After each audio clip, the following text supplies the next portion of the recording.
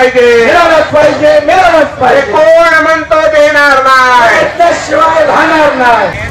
नमस्कार, मी नेहा गायकवाड मेराभरा समाचारमध्ये तुमचं मनपूर्वक स्वागत करते। आज आपण आलेलो आहोत ठाण्यामध्ये। ठाण्याचं जे कलेक्टर ऑफिस आहे त्याच्या समोर इथे आपण पाहतोय की श्रमजीवी संघटनेच्या वतीने मोठ्या प्रमाणामध्ये आदिवासी मोर्चा आपल्याला पाहायला मिळतोय। असंख्य इथे आदिवासी बांधव मोर्चेसाठी थांबलेले आहेत। त्यांचं काय कारण आहे आणि त्यांच्या ज्या जमिनी आहेत त्याच्याबद्दल त्यांना वनपट्टी संदर्भात इथे आंदोलन चालू आहे। आपण त्यांच्याकडनं जाणून घेऊया आहे की काय आहे त्यांचं कारण आणि कधीपर्यंत त्यांचं आंदोलन आहे ते थांबणार आहे। कारण की इथे जे आदिवासी बांधव आहेत ते रात्रंदिवस इथेच आहेत। आज काल त्यांचा पहिला दिवस होता आंदोलनाचा आणि आज दुसरा दिवस आहे। जोपर्यंत न्याय मिळत नाही तोपर्यंत हे आदिवासी बांधव आपल्याला इथे आंदोलनासाठी निर्णायक आंदोलनासाठी बसलेले आपल्याला दिसत आहेत।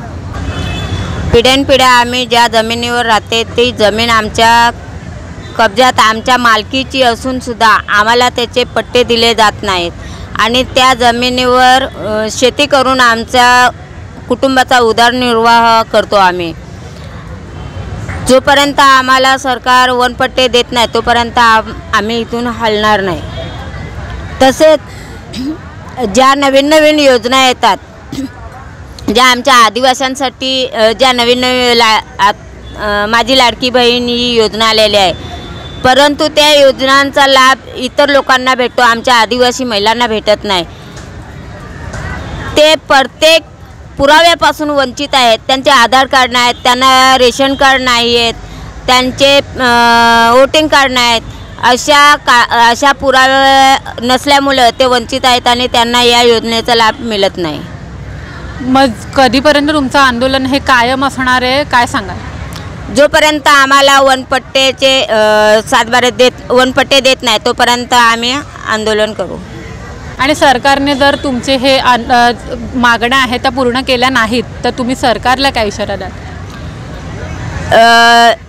जर सरकारने या आमच्या मागण्या पूर्ण केल्या नाहीत तर आम्ही तीव्र आंदोलन करू, याच्या डबल आंदोलन करू हा इशारा। आता जेवढं एकूण संख्या आहे, एकूण किती लोकसंख्या आले इथे आंदोलनासाठी आणि कुठना लोक आले?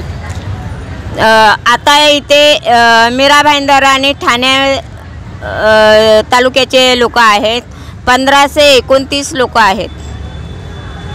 जसं की आपण पाहतोय की कशा प्रकारे जे आदिवासी बांधव आहेत ते प्रत्येक सुविधांपासून वंचित असतात आणि त्याच्यानंतर मग जेव्हा त्यांच्या हक्काची गोष्ट येते आणि तरीसुद्धा सरकारने कुठेतरी नाक मुरडलेलं आहे।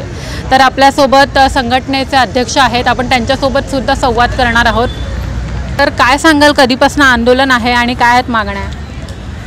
आता मात्र जर हेरा आम्हाला हक्क मिळवण्यासाठी आम्ही आणावं, परंतु सरकार आम्हाला हक्कच देत नाही, कारण आम्ही आदिम कातकरी आहोत आणि आम्हाला समजा शिक्षण नसल्यामुळे आम्ही शिक्षणापासून वंचित आहोत आणि त्याबद्दल आम्हाला शिक्षणाची माहिती नसली म्हणून आम्हाला वनपट्टा सरकारने आमच्याकडे दुर्लक्ष करा आणि त्यामुळे आम्हाला जे बांधव आहात, आदिवासी बांधव आहात, आमच्या महिला आहेत, त्या काही जंगलात जात जंगलातल्या भाज्या आणत त्यावर त्यांना वरनिर्वाह करत त्या भाज्या आणून मार्केटमध्ये विकल्या जात, त्यातच त्यांना पोट आणि खलगी भरणं काम करत। परंतु हीच जागा जर त्याने नावावर येणे नाही, सरकारने आता काय केलं, त्याला अगदी मुंडी बाहेर काढूला देत नाही। म्हणजे मुंडी म्हणजे काय, तो ज्याला म्हणतात डोकं, त्याला डोकं काढण्याचं त्या ठिकाणी देतच ना आदिवासी बांधवांना। आता हे वनपट्टे आहेत, हे वनपट्टे आमच्या जिथपर्यंत नावावर होणार नाही, जिथपर्यंत सातबारे आम्हाला मिळणार नाही त्यापर्यंत आम्ही या ठिकाणी ठाम बसणार आहोत। आमची भूमिका याच पद्धतीने असेल, मग त्याला 8 दिवस लागो या 10 दिवस लागो, परंतु हे आंदोलन या ठिकाणी चालू राहणार आहे। प्रशासनाकडनं विविध योजना राबवल्या जातात आणि आदिवासी बांधवांसुद्धा शिक्षणांसाठी बरीच सूट आहे, सरकारी नोकऱ्यांसाठी पण आदिवासी बांधवांना बऱ्याच सूटी आहेत, पण त्याचा फायदा कुठेतरी त्यांना भेटत नाही आहे। त्याबद्दल काय सांगाल? त्याबद्दल तुम्हाला सांगण्याचा उद्देश असा की आत्ताची काय लाडकी बहीण जे तुम्ही पाहिलं तर पत्र नेहमीच तुम्हाला न्यूजला मिळेल, जे पेपर आहे त्याला बातम्या मिळतील, परंतु हे काय होतं की आमचे जे लोक आहेत हे आदिवासी असल्यामुळे, यांना काही शिक्षण नसल्यामुळे, अशिक्षित असल्यामुळे त्यांच्याकडे बँकेचे खाते नाही आहेत, त्याकरता हे जे लोक शिकलेले आहे, सुशिक्षित लोक आहेत, याकरता ही योजना आहे, सरकारने जी बनवलेली योजना आहे, या आम्हाला हा जो लाभ आहे, आमच्या ज्या महिला आहेत, आमच्या ज्या आई बहिणी आहेत, या महिलांनाच हा लाभ मिळत नाही आहे. त्याच्यानंतर जर शिक्षणाचं पाहिलं, मग जॉब कार्ड म्हणालं तर जॉब कार्डसुद्धा आम्हाला मिळत नाही. आणि पाहिलं तरी आमचे जे काही अनाडी लोक असतात, ज्यांचं शिक्षण नसतं, त्यांना कोणत्याही माध्यमातून कोणतं काम मिळत नाही. जर मजुरी पाहिली घेतली तर रोजगारसुद्धा त्या ठिकाणी उपलब्ध केलेला नाही आहे आमच्या आदिवासी बांधवांना. एवढंच बोलायचं आहे. आणि इथे रात्रभर महिला राहिलेल्या आहेत. महिला कुठून कुठून आल्यात, किती लोकसंख्या आहे आणि कसं मॅनेज करता तुम्ही रात्री सगळे जेव्हा इथे राहतात? आता जर पाहिलं तर आम्हाला आमच्या विवेक पंडित आमचे संस्थापक आहेत, हे खूप काळजीपूर्वक आम्हाला डेली त्यांचे कॉल असतात. जे दशरथ भाऊ असतील, राजेश भाऊ असतील, बालराम भाऊ असतील, आणि अशा पद्धतीने ते आमचा या ठिकाणचा जो डाटा आहे तो डेली कलेक्ट करत आहेत.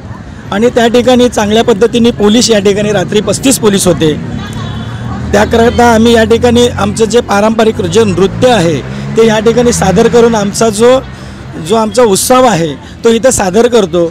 आणि त्याकरता आम्हाला जागृती मिळते, चांगलं आम्हाला आमच्यामध्ये ऊर्जा निर्माण होते त्या नृत्याच्या माध्यमातून. आणि आम्ही ज्या महिला आहेत त्या महिलांकरता आमची लोक जेवढे कार्यकर्ते आहेत ते कार्यकर्ते त्यांच्या जसं पोलीस आहेत त्या प्रकारेच आमचे जे बांधव आहेत या ठिकाणी त्यांची रक्षा करतात. प्रशासनाला काय इशारा द्याल? प्रशासनाला एवढाच आमचा इशारा असेल की आमचे जे पट्टे आहेत हे नावावर करावे. कारण आम्ही जे आहोत त्या मला वाटतं काही लोक ते बेघर आहेत, ज्यांना घरंसुद्धा नाही आहेत, आणि ते कुठेतरी बिचारे रोडवरती, कुठल्या ब्रिज खाली, तर कुठल्या तरी एखाद्या अशा गटारीचे जे पाईप पडलेले असतात अशा ठिकाणी आमचे लोक राहतात. तर सरकारला मला एवढंच म्हणायचं आहे की आमच्या लोकांना चांगलं घर मिळावं, आमचे जे काय हक्काचे जे आमचे वनपट्टे आहेत ते आमच्या नावावरती सातबारे करावे.